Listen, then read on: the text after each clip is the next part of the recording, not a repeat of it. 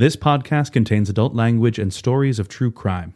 If you don't like laughing, crying, or being horrified at the actions of other humans, this podcast is not for you.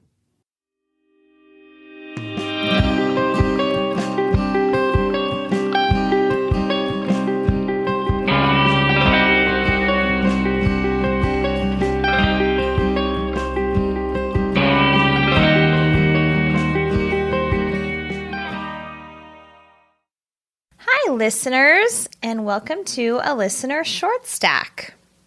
I'm Eliza. I'm Allison. And I am Carlin. And this is just a little mini episode where we're going to give you a couple updates and also read you some of the letters you've written to us. All right, so Allison's going to start us off. Okay, so this comes to us from Bright via email. And Bright says, I wrote you all an email a while ago, but I'm guessing it might be one of the ones that got lost in the ether since I heard you all announce a few weeks later that your email wasn't working correctly for a very long time. Yes, my fault. Sorry. I've been listening to you all for over a year now, and I love your show. I always wondered as a kid what happened or how these mysteries were resolved, and listening to this podcast has given me some lovely nostalgia while satisfying my curiosity. Anyway, I had two things I wanted to share with you.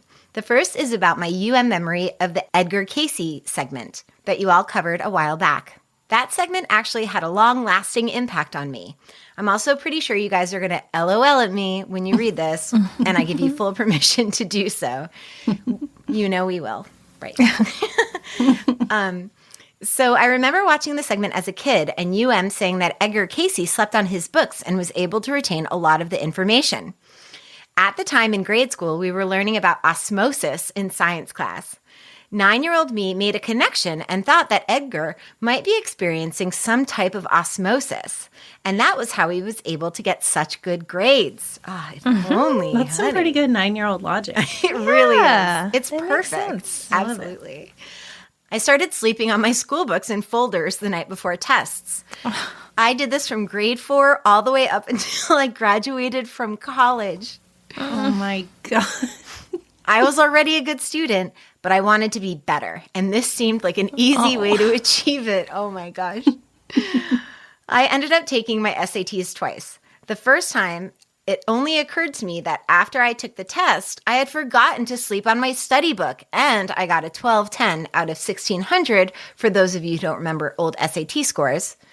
I needed an academic scholarship to pay for school, and that score was not high enough. When I took the SATs the second time, I fell asleep with my face on the SAT study book the night before, and I ended up with a 1360, which got me the scholarship. Also, 1360 is very impressive. Yeah, congratulations. Yes.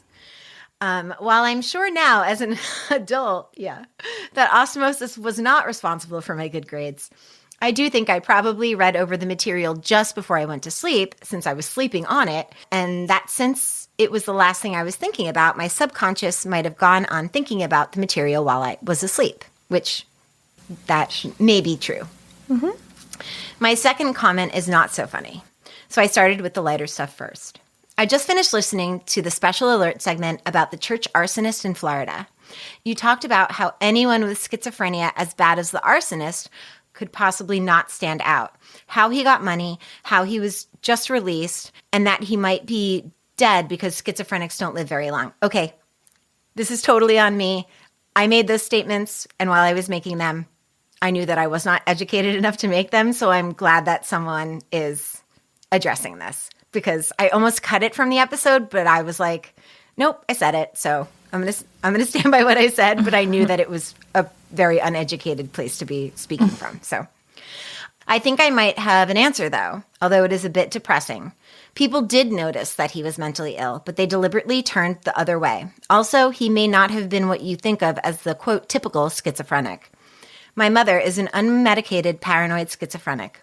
She had her first major break when she was 40. I've not met any other schizophrenics except for my mom, but I can tell you that she absolutely can hold it together long enough in public to pass for, quote, sane but odd. She has been able to hold down a full-time job, often for 3 or 4 years at a time. So the idea of a schizophrenic drifter, especially a man, being able to do this doesn't strike me as weird at all. People also don't know how to react when someone appears severely mentally ill. They will do anything to convince themselves to not get involved.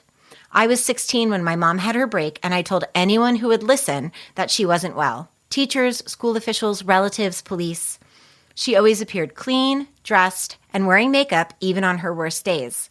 She would make up odd but believable excuses for her behavior that everyone accepted. For example, that she had padlocked our front door because someone had broken in, but no one had ever broken into our house. I recently read a book called Growing Up with a Schizophrenic Mother. The book is written by 2 psychologists who interviewed adult children of schizophrenic mothers. Many of the people interviewed in the book describe similar situations to my own, where they asked for help, but no one listened, and where neighbors, friends, and relatives knew what was happening but purposefully ignored it. It's especially saddening because even if someone does intervene, there are no good solutions for the severely mentally ill, especially those who have anosognosia as a feature of their illness, like my mom and many schizophrenics. A mental health arrest in my home state lasts only 3 days unless the person is visibly violent. The police will tell you that time and time again, specifically to dissuade you from making a complaint. My mom did go to prison for committing grand larceny a few years after I graduated college. She was in an inpatient mental health facility for 5 months, then released and put on probation because she didn't commit a violent crime. The year after she left prison was the time when she was probably most coherent, since she was seeing a social worker regularly who monitored whether or not she took her medication.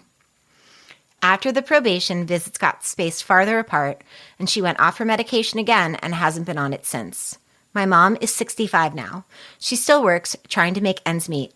Sometimes she succeeds, and sometimes she doesn't and ends up living in her car. Sorry to end on such a downer note, but I wanted to share my experience and insight as someone who was living with a schizophrenic for several years. Thanks so much for all the hard work you put into the show. I truly love it. Bright. Oh, Bright. Wow. Thank you. Yeah. Thank you. It's a really smart perspective I hadn't thought about, is like people just don't want to get involved. Yeah. Yeah. We see that all of the time. Yeah. And that makes a lot of sense. Yeah, and maybe the fires were not like, news everywhere. Maybe not everybody knew what was going on and wouldn't have thought to keep an eye out for that kind of behavior. And like we live in a place where a lot of people have mental health issues and we see it every day, but I take the position of I don't want to call the police because I don't want the person to get in trouble or get arrested, so you do kind of, you're aware of it, but you don't engage with it. Mm-hmm. Right. Yeah. So, Bright, thank you so much. That was wonderful. Yeah, thank you. Yeah.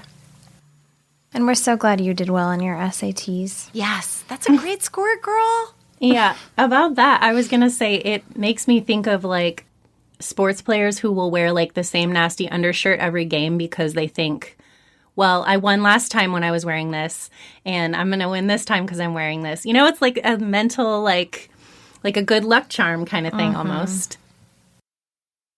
Okay, this one is from Jenny Young Brown via email.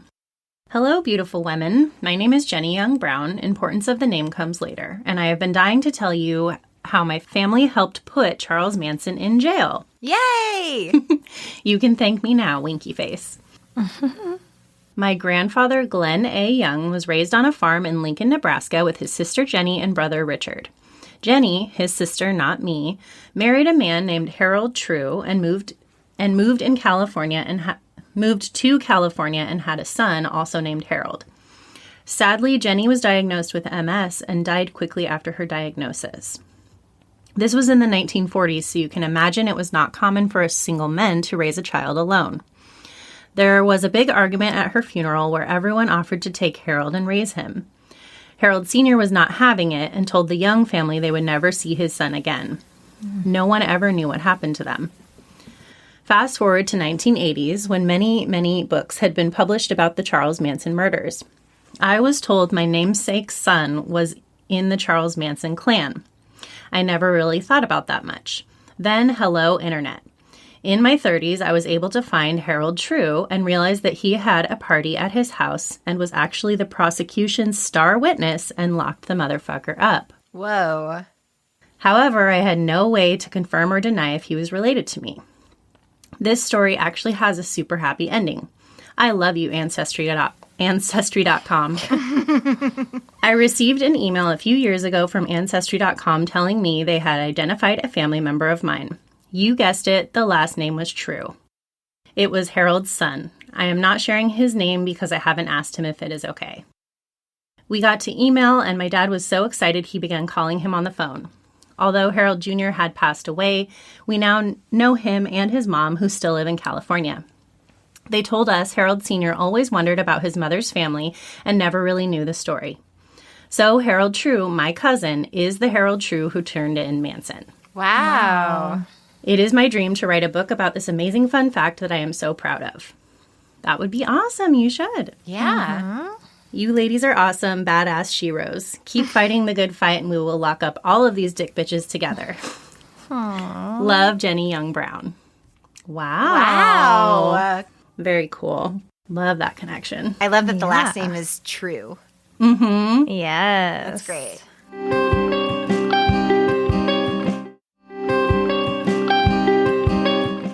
This is from Lindsay S. Hi, friends. Yay, I finally figured it out. In the past, when I'd hear your requests for listener short stack submissions, I was always kind of bummed that I had nothing to contribute. What can I say? I was that kid who raised my hand to read sections aloud, and I'm still irked that I never got asked to hold the laser pointer in Star Lab. And then, parenthetical, if you guys didn't have that in elementary school, I'm so sorry since it was the best week ever and clearly had an impact on me. It's a traveling planetarium that they'd set up on the stage, and it was amazing. Eliza, it'd be perfect for you. Somebody needs a Star education. Oh my God, you need it. I do. And then it hit me how I spent my 10th summer. When I was growing up, my mom had a friend in the FBI, and since she was a tall, beautiful spy with great cheekbones, my mom dubbed her Natasha, a la Rocky and Bullwinkle. Oh my God, yes. We used her connections for things such as free parking at the FBI building in downtown Detroit when we'd go to a Tigers game. You gotta. But then we hit the motherload of perks. Natasha had a stakeout looking for a fugitive, and they set her up in a 2-room suite in Frankenmuth, Michigan, and she invited us to come out and stay in her spare room on the weekends, or whenever we wanted.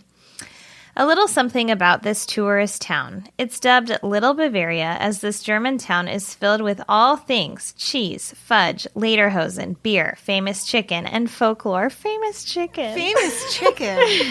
I'm most excited about that. I'm not sure what famous chicken is, but sign me up. I know. I'm It ready seems to go. like it's going to be delicious. So as my mom and I spent our summer eating fresh fudge, shopping in cute boutiques, and catching the glockenspiel shows in the village, Natasha was out trying to find their guy. Truly a dream summer. Seriously. Who is this fugitive they were hunting for? None other than Timothy McVeigh, the Oklahoma City bomber. Oh my God. So crazy. Or maybe they were just investigating the attack itself since he had local ties, including a farm that his co-conspirator Terry Nichols lived on. Wow. And then, okay, now that I'm doing a quick Google, I think it was the latter. Shoot. Which means I've lied to quite a few people about this over the years. We're here to help you work through it. But either way, pretty cool. So that's my contribution. I love you ladies. Thanks for the laughs, the recommendations.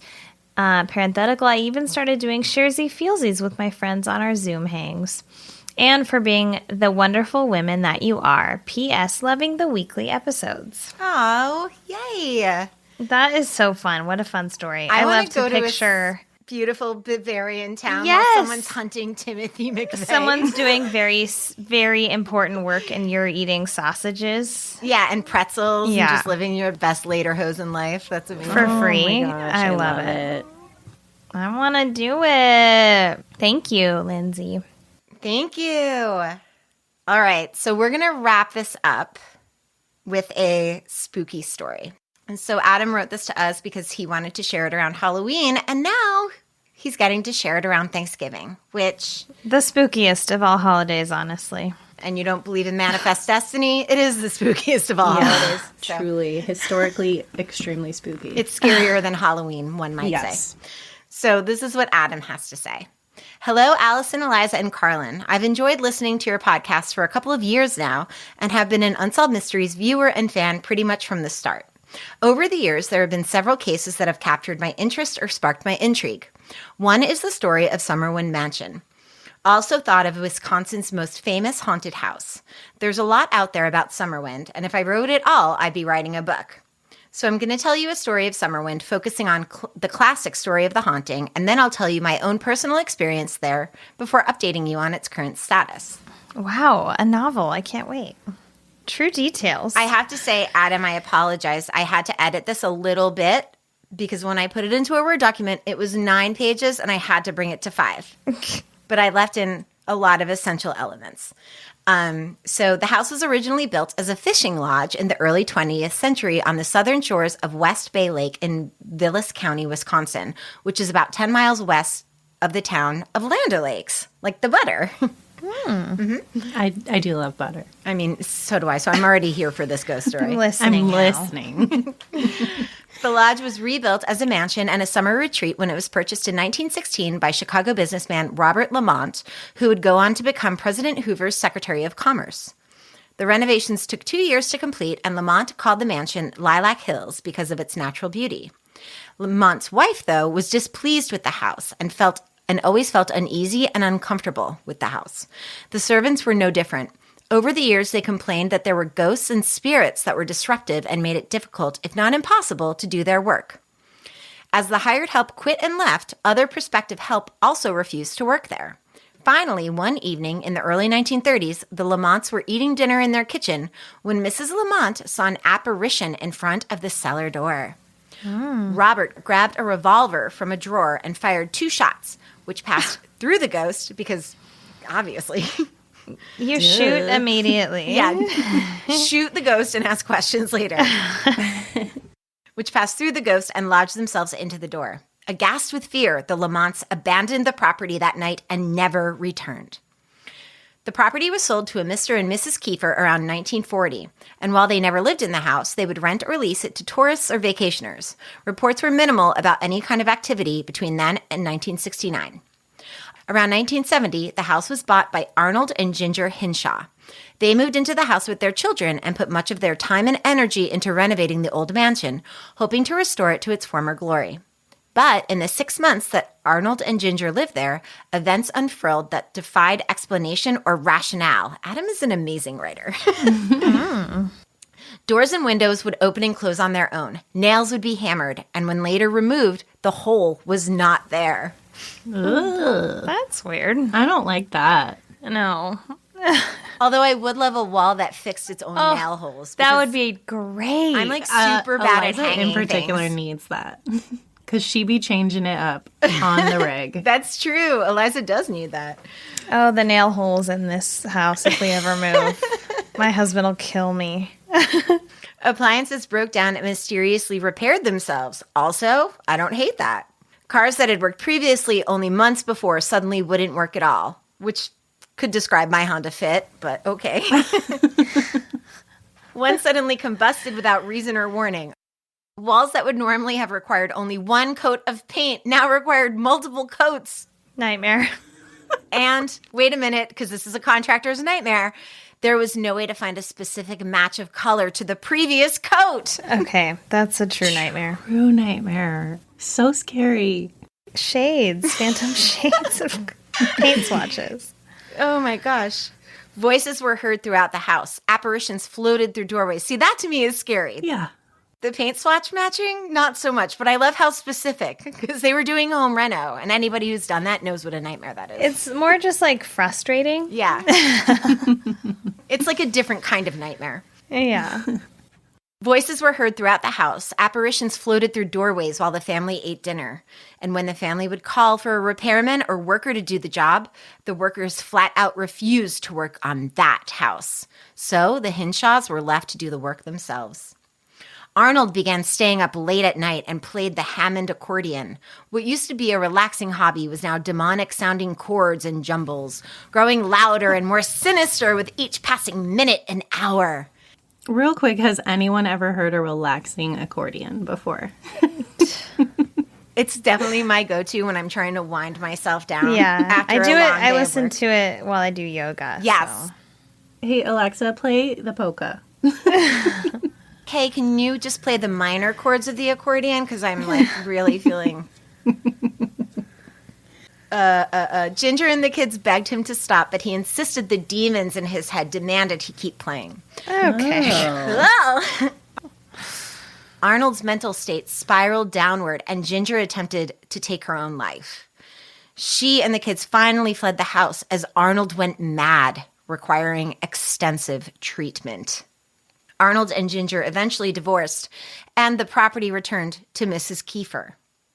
After Mrs. Kiefer's death, the property was sold and returned a couple more times before being sold in 1986 to 3 investors. Between 1980 and 1986, the abandoned house fell into disrepair and was an easy target for vandalism. It also became a paranormal hotspot, as a photograph of the house was featured in a 1980 issue of Life magazine as one of the 9 most haunted houses in America. Oh my goodness. Wow. Wow. On Father's Day 1988, a lightning storm came through the area, and Summerwind was destroyed early that morning.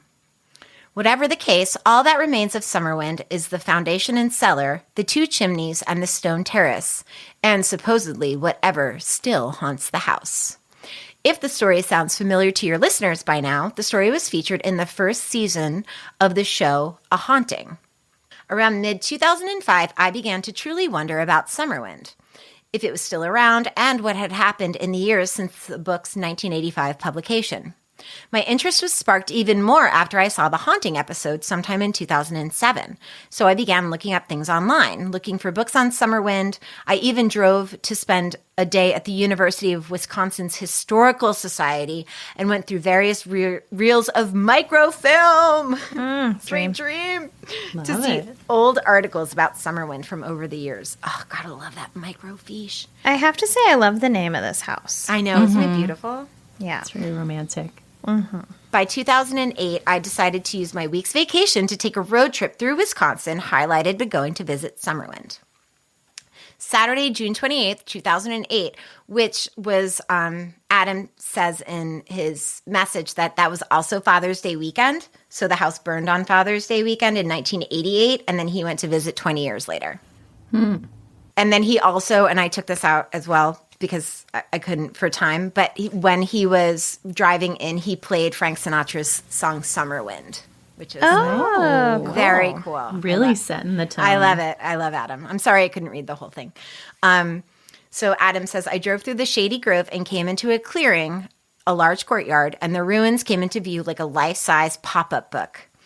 A deer by the ruins was startled and bustled away as I pulled in at 7 a.m., and almost on cue, mosquitoes began to swarm at my car.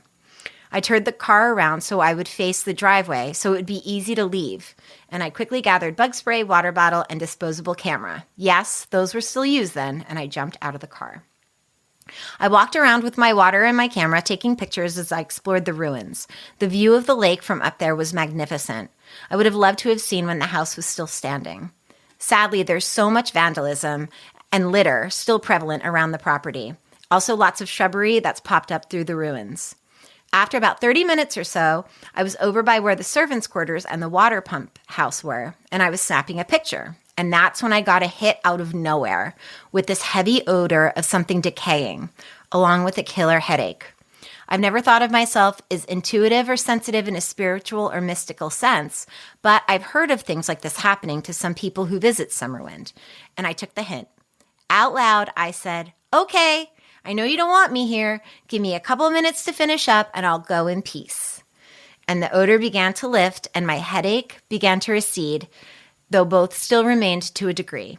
I got my water, took one last look around, snapped a couple of final photos from my car before I got back in, and then I got out of there. As I drove away, I saw that deer again, peeking out from the grove of trees behind me, as if maybe saying goodbye. The further I drove from Summerwind, the more my headache faded away, and within half an hour, it was gone completely. The odor had left as soon as I'd gotten into my car, and that was my one and only visit to Summerwind. I got home about a week later and I dropped my film off to be developed. And when I got the photos back, I noticed in some photos there was a mist or vapor coming from the ruins, usually around the fireplace or upwards of the south side chimney. I didn't see anything physically when I was there, and it wasn't foggy at all that day by any means. And the photo I was taking just before being hit by the odor and headache, there's an orange circle, like an orb or something. I asked the film developers about it if there was a blemish or a water spot on the film, and they assured me that my film was pristine, and whatever it was there when I took the picture. So given what happened to me and the way the picture turned out, you have to wonder. But that's all the proof that I needed. Over the winter of 2008 and 2009, I wrote a novel about Summerwind that included a fictitious account of my visit. It sits in a 3-ring binder on my bookcase to this day. Most likely it'll never be published, but it makes for an interesting conversation topic with visitors to my apartment. That and the print of Summerwind that hangs in my living room. However, my dear friend Devin Bell published a book called Haunted Summerwind, and I wrote the foreword to it, which we're absolutely going to link to. Cool. In the years since my visit to Summerwind, more visitors have popped up to the ruins, and an effort has begun, a drive to finance a rebuilding restoration to Summerwind. It's so cool. But in doing this, access to the ruins has become more restricted. There is still a way to visit Summerwind. On select summer weekends, Fox Valley Ghost Hunters will host a camp-out and ghost tour on the grounds. You can learn more about this on their website and Facebook page, which we will also link to. I want to do it. I love it. As for Summerwind, is it haunted? Is it overactive imaginations? Is it something completely different or out of this world? I'll leave that for you to decide. Mysteriously yours, Adam B., Cedar Rapids, Iowa. Wow. Good job, Adam. Adam. Thanks, Adam. Oh, that was amazing. Yeah, that was great. Cool. All right, well, we're all going to definitely start Googling that furiously in between. Yeah, I want to see it. I want to see what the house looked like. Like what it looked like. Yeah. I'm gonna look it up and I'll post some photos too. I'll send them to Carlin for Instagram and then we'll post it on Patreon as well. Yeah. Adam, thank you. That was amazing. Thanks, Adam. I'm so sorry I couldn't include everything, but I hope I got the gist of it. And that's it. And that's it. That's our listener short stack. We did it. We did it. We crushed it. Well, they crushed it. We just read it. You guys crushed it. Yeah, thanks, guys. Thanks for hanging out today.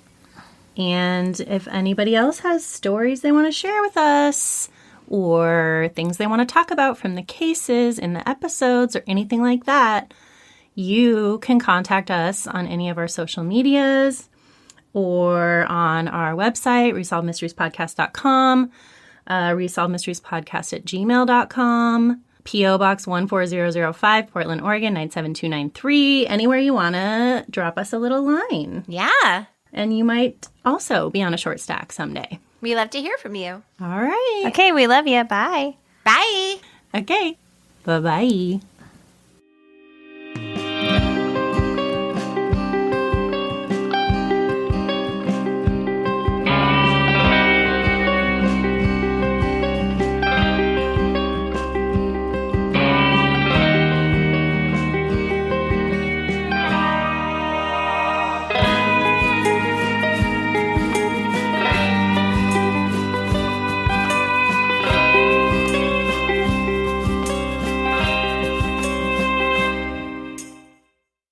But then we hit the motherlode of perks. Natasha had a stakeout looking for a fugitive, and they set her up in a 2-room suite in Frankenmuth, Michigan.